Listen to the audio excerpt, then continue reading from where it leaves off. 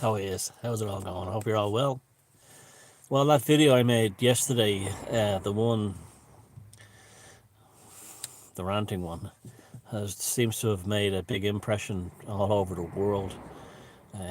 I'm getting messages and phone calls from people everywhere, and it seems to really have lit a storm. I have I have like interviews coming from everywhere. I'm not doing any of them. Well, I'm very. I turned down 19 out of 20 interviews I'm asked to do these days because I just don't have any interest in it anymore. I've said all that I'm going to say anyway, and I'll be repeating what I say in these videos.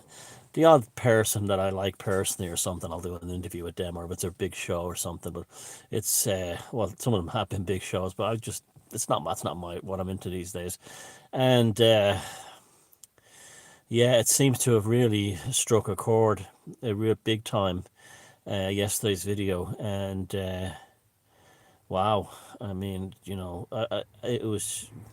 I mean, like, just to reiterate, it wasn't a personal attack on Imelda May. It was the latter half of the video.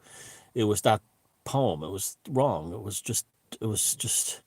You sure you're not the arbiter of who is Irish and who isn't, and I don't care how you handle your career and anything like that, but that was just wrong. That was just you. That was virtue signaling on steroids. There was no other reason for that, and it creates an impression that I mean the thing that upset me the most about it was the fact that she said it's now our turn.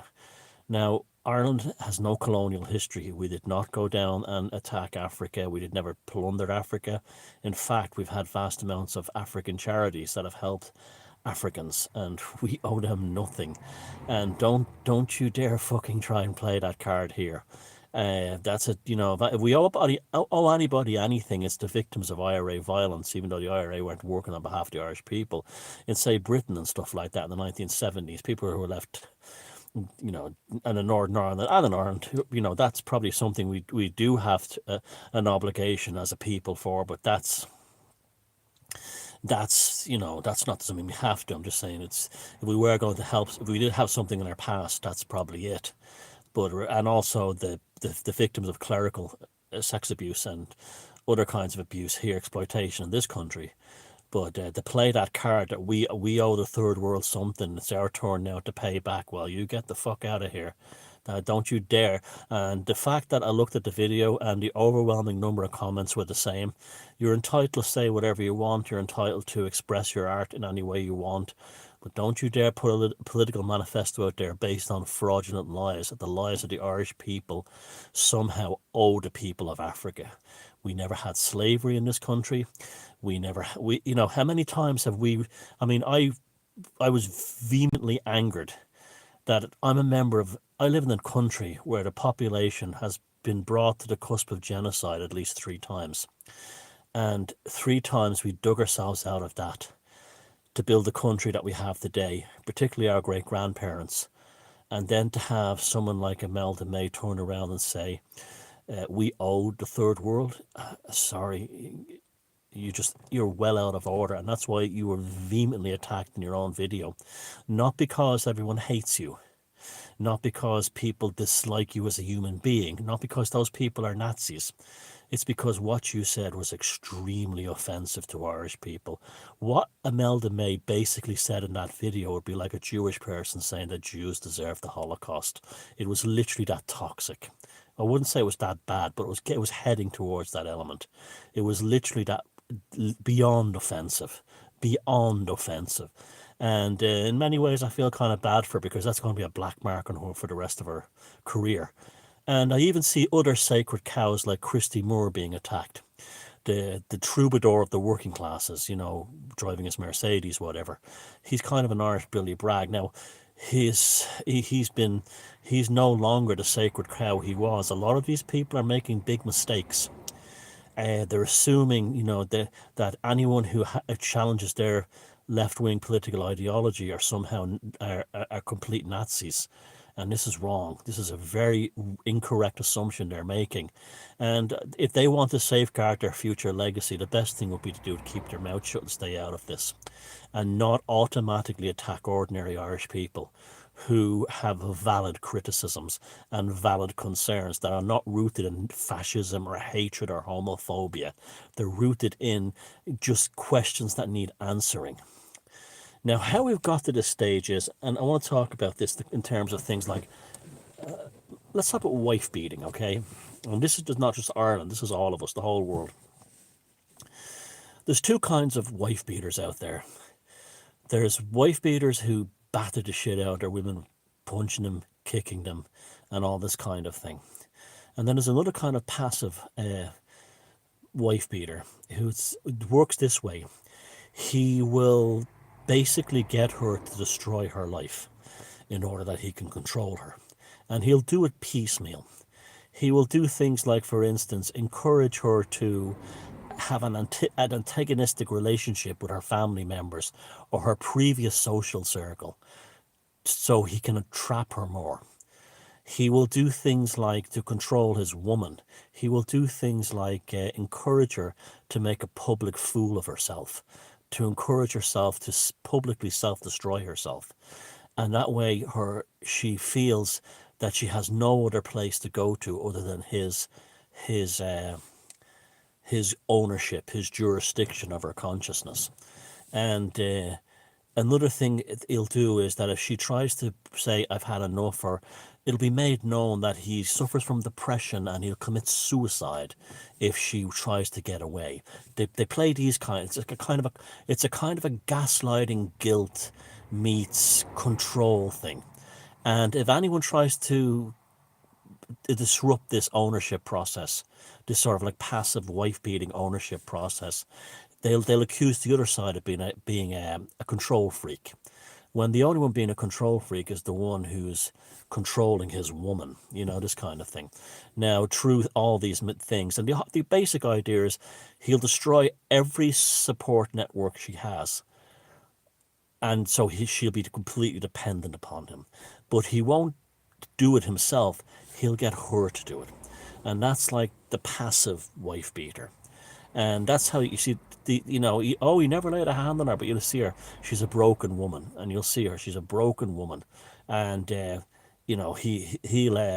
he'll try to make out he's a traditional man and this kind of thing. But really, he's just a low-life dirtbag thug. And he's using a combination of psychological manipulation and gaslighting, along with guilt and pity ploys. If you leave me, I'll kill myself. It might not be said directly, but it's implied. He'll talk about his history of suicide tendencies. And there are people who talk about suicide. They're not suicidal. The ones who are suicidal are the ones who just do it. The ones who talk about it are manipulative game players, and it's a gaslighting thing. Now, scale that up to the control grid, the way we're run today. We're told to basically curtail our behavior in order to fit into society. Society doesn't like you if you're not politically correct, and therefore you're expected to curtail yourself into this narrow bandwidth. You must play the game. And it has been for a long time now, cultural Marxism. And if you're not playing the cultural Marxist game, well, you're outside the protection of the cultural Marxists. For instance, you'll be picked on, you'll be named, shamed, cancelled, and all these other things. It's a wife beating thing taken to the top level. And the whole thing now is cutting off our social network. Well, our social network, if you think like how a passive wife beater controls his woman, is by detaching her from an expanded social circle and then curtailing her into a social circle which he can control, with an approved social circle. And she must exist within the demarcation lines of this approved social circle so he can control her. The same thing with the system. What's your traditional social circle? Your tribe, your community, your working class neighborhood, your friends, right? This kind of thing. Well, what they do is they go in there and they wreck that. they fill it full of immigrants. I'm not putting down the immigrants. I'm talking about the ones who are the monsters here are the globalists, not the people coming from the immigrants coming in. So you can't say nothing because you'll be shamed. So therefore you're self-regulated, and you will be named, shamed, cancelled, and so on if you don't do this, that, and the other. So, and if you dare to stand up for your, now, I was saying with the passive wife beater, if she tries to, if he senses that she's applying autonomy, he'll start saying, "I'm depressed. I'll kill me fucking self." This kind of thing, right? Or I'll be implied to her that that will happen. Now, what do they do? If somebody stands up for themselves, for instance, like Imelda May hasn't done it, but I've seen others doing it. All those people who attack them in the comments, or like it's a politician, a journalist, whatever, they're not taken on, that those comments and those people are not taken on and, listen to or indulge. They're immediately declared right-wing trolls, alt-right trolls, fascist trolls, homophobes. The classic one here of the O'Gorman, the Minister for Children here from the Green Party, his friendship with Peter Tatchell, coupled with his first order of business, was like, with all the problems facing children in Ireland, his first order of business is making it easier for kids to become transgender. When people asked about this, when they asked politely, they were instantly deemed right-wing homophobic trolls. When there was no homophobia brought into it, there was nothing like that brought into it. They were immediately the same mentality. They were immediately curtailed into a way of thinking, and once they're put into that thing, like the woman who's been beaten by the passively wife beaten woman, it's very difficult to escape, because they own these terms. You understand? They own them. So like once it's almost like you cannot escape this. We'll take what we'd call, passive wife beating, or an active wife beating sense, domestic abuse. We now have national or social abuse. And this national or social abuse is the control grid behaving like a thug wife beater, with the population being subjected to it. I am God. You will do as you're told. You will behave. And if you're not, I will destroy you. Your name will be in the paper as a right-wing troll. You'll be in the paper for not wearing your mask on public transport. This kind of thing. And they invent new terminologies to define people who are not compliant. You know what they always say? A weak man is a very compliant man. This is why borderline women seek out male social circles of weak men, because they're compliant men. And it's the same thing. The compliance will be part of the bullying, and they don't sit there and bully you. They get the compliant ones to bully the other ones. And and the whole idea is to constantly batter and beat you down. And anyone who, it's like they have catchphrases: racist, alt-right, troll, conspiracy theorist is another one. And conspiracy theorist is always the one that they apply when they can't have an argument against you. It's always comes down to that. Now, it's the same thing. It's battered into you. You're slowly beaten down until they want you to give up. And the thing is that it's heartening to see that people are not giving up now. I mean, let me tell you something, cultural Marxist of Ireland. You might get away with some of the things you're doing, but that won't be forgotten. Remember, just like you're sowing the seeds of your own destruction and your own legacy when you do these things. Remember, all those priests, and remember, let me give you an example of you. The kind of people who vote Green and who are Green party members today, they're from the same social demographic that their grandparents would have been holy rollers in Holy Catholic Ireland. Instead of being deeply concerned about climate change today, they would be, I wonder what the bishops in Maynooth have said, this kind of thing. And remember, when those Christian brothers battered and buggered young boys in Letterfrack and Artane, when those nuns made those girls wash their sins away in those Magdalene laundries, when those nuns in the mother and baby homes took the babies off these women and sold them as black market child trafficking into the US, they were the passive white beaters of their time. They thought that they were infallible.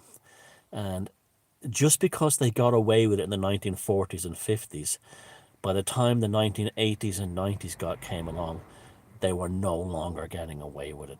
Now, you remember that cultural Marxist. You remember that when you're battering someone down and calling them a woman who never had a problem with gay people in her life, concerned about Peter Tatchell's relationship with Roderick O'Gorman, the Green Minister, instantly called a homophobe. You remember that. There's many gay people I know have a problem with that and they're being called homophobe. That's how absurd, that's how toxic these cultural Marxists are. You remember that those people, you may forget it when you move on to your next thing in government, your next gig, but the people that you have hurt, that hurt remains. And that hurt germinates like a seed, and one day it comes back looking for you. You remember that. You didn't get away with it. You're only getting temporarily away with it. You remember that. You remember that. That's why those of us who don't give a shit and are putting our ass on the line for this, we're playing for future generations. We don't need the accolades of the garbage that writes for the Irish Times or works in RT right now. I'm probably the people like me and Dave Cullen and others are probably more famous around the world than any of the top TV presenters in Ireland. And yet these people, they're arbiters of a small, you see, like the wife beating thing again, the little home, they're toughies in the little home, you know. Now, these people are obsessed with stoking racial division, but it's really about class division. That's always what it's been about, and it still remains that way. If you look at the same people who run Ireland today, they're the same terribly middle class people that were terribly middle class when their grandparents ran Ireland in Holy Catholic Ireland. The same terribly middle class values still exist there. And the punishment is always directed towards the working class and the lower middle class. Always. And the working class are the prolies. They don't give a shit about them. Because the working class don't give a shit about what's said. You can say anything you want about them. They won't care. Unless they get into a position of power and then they're afraid of losing it. Then they'll play the game. But otherwise, they don't give a shit. It's the ones in the middle, the lower middle class with the most to lose, are the ones who are battered and beaten the most. Battered and beaten the most. And, like, the whole thing, like, I was just thinking about that the other day. I was just talking to a friend, and I think I've met one real racist in my life. And I've lived all over the world, and I've been everywhere and done all kinds of things. And I think I've met one real racist. Ironically, he was a New York cop. I was painting his house, and everything was N-word this, N-word that. But it was not done. There was real hatred in him. And I even said to my boss, Tommy, at the time, I said, I don't want to work in that fucker's house ever again. He's a fucking hateful piece of shit. And my boss even said to me, oh, he's a fucking dark one. It's nice to know there's monsters like that. And this is what he was talking about him. And we were two white fellas, and we were shocked by it. Now, I've heard lots of people say things that could be interpreted racist all my life, but they did not come from a place of hatred. 99 times out of 100, they came from a place of ignorance. And that's not the same thing as hatred. They were not designed out of an element of malice. They were not designed out of an element of wanting to destroy the person because of their race, skin color, or religion. Those types are extremely, extremely rare. And they're normally psychopaths. And this fucker in New York, he was a psychopath. He had this darkness about him. Well, I say he was close to it anyway. Everyone else, when they make has a racial episode in their life, it's usually ignorance or stupidity. Immaturity is a big one. But that's not the same thing as hatred. It doesn't mean it's right. It doesn't, they have to acknowledge that it's probably wrong it was wrong what they did. It hurts people. But it didn't come from a place of hatred. It didn't come from a place of destruction. It didn't come from a place of viciousness or vindictiveness. And that's that determining factor in these things. and yet that seems to be lost out. You know, how the social the social abusers of cultural Marxism is, there's no such thing as grey areas. You're either a racist or you're not, a homophobe or you're not. Um, every like there's a climate denier or you're not. It's all 0 to 100, and all the numbers in between 0 and 100 are all from 1 to 99 are all ignored. And that's how they function. That's how they function. And the whole thing is, it's bullying. It's bullying. Absolutely. When you can see some of these Irish journalists on their Twitter page, and they're deliberately posting things in the hope that someone will stand up to them so they can be exposed as a right wing troll. It's like it's a form of very insidious entrapment, and it's bullying, and it's like a wife beater mentality. It's a wife beater thing, this kind of mentality. And uh, you know right now, all you RT journalists are on the front page. Maybe the majority of the population aren't aware that just about all of you are somehow either